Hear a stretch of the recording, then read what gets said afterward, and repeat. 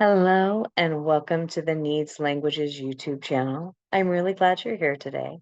If you haven't yet, please do hit the subscribe button below.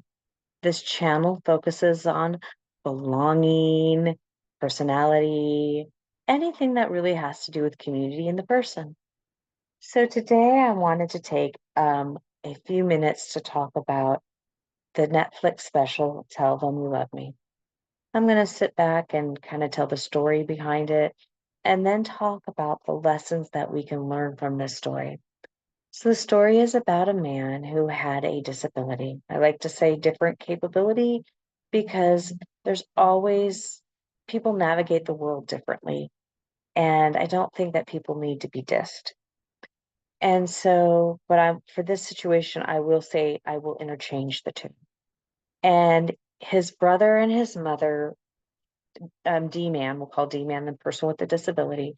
D-Man could not walk. He wore diapers and he was nonverbal. Nonverbal means that he uh, was limited in his communication and he would make banging noises to communicate with his hands, uh, yes, no, what he needed. Very limited communication. So his brother ended up going to this college and he was working on his PhD and he met Anna.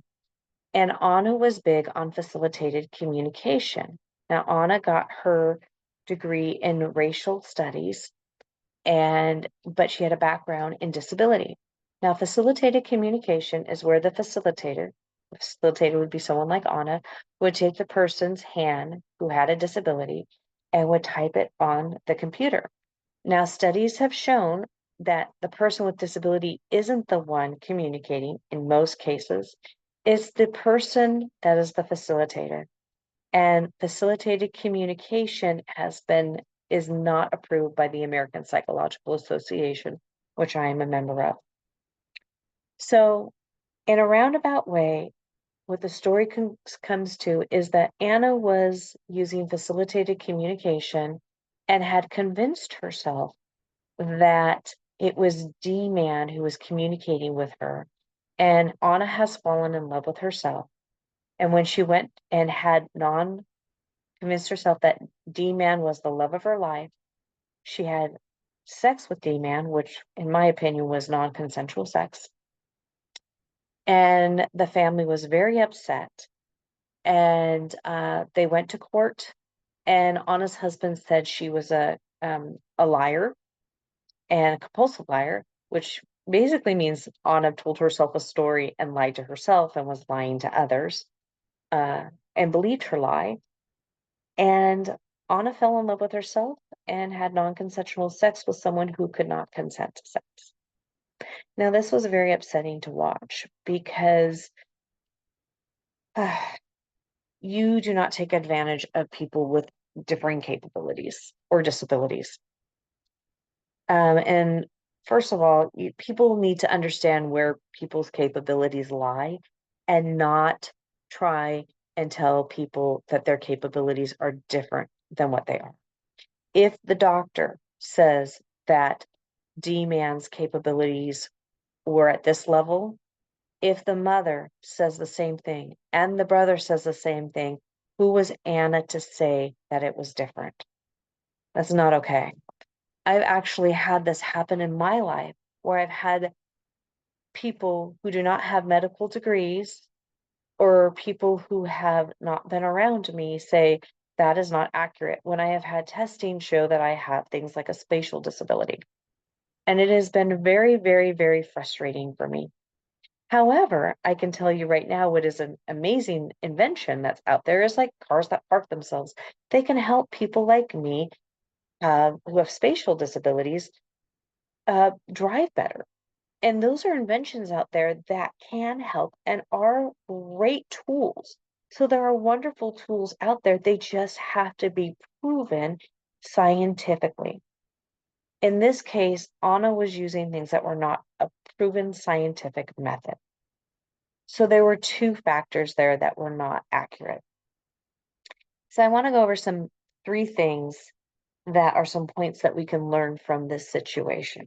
First of all, people with different capabilities do not need to be rescued. They need partnerships. So I want to talk about some things real quick. Anna was a Jewish white woman, and D-Man was a Black man. She came in trying to rescue the situation. Now you may go, but Nicole, he has a disability. Doesn't he need to be rescued? He can't communicate. He has diapers. Okay, well, he's limited in his communication. It's very, very limited, but I can tell you he can communicate. He can communicate yes or no to certain things. So when someone, this is my second point, if you learn how to listen to someone, you can learn how to communicate. You can observe with non-judgment.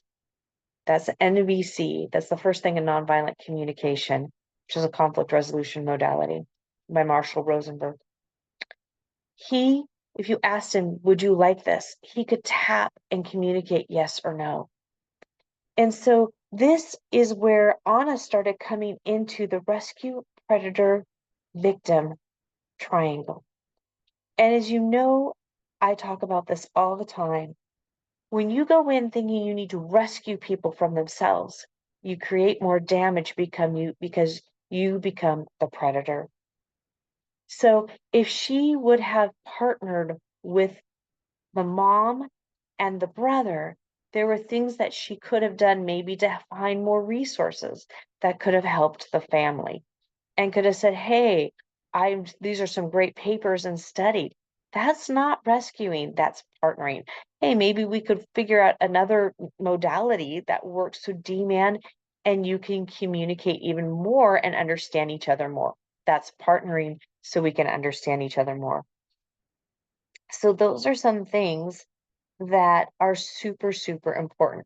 We don't rescue each other. We learn to partner with each other. And we learn this through not trying to be superior. So I really believe that Anna came in feeling like she was superior because of her background. That's what rescuing is. Rescuing is trying to feel like you're superior. This is not okay. The other thing is, Anna was telling herself a story.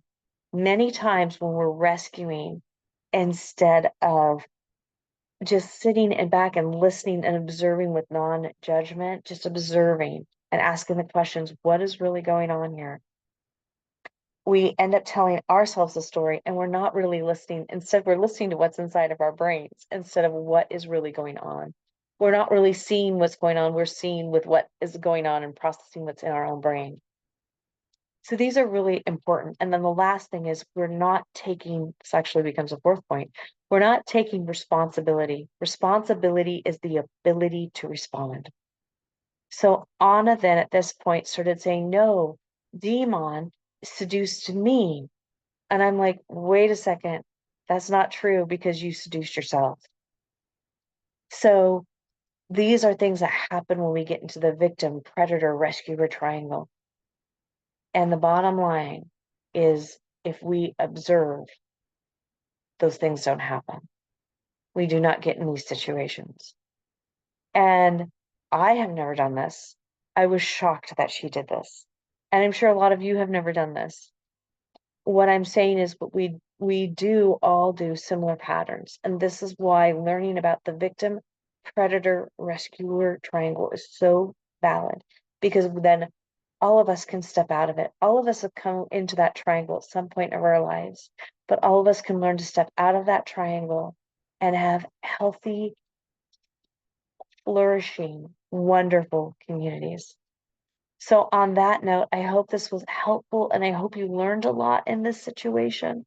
I hope that you grew and this was just that this was something to really learn. And I hope Anna learns and I hope the family heals from the damage that was done. So on that note, I hope to see you next time. Bye for now.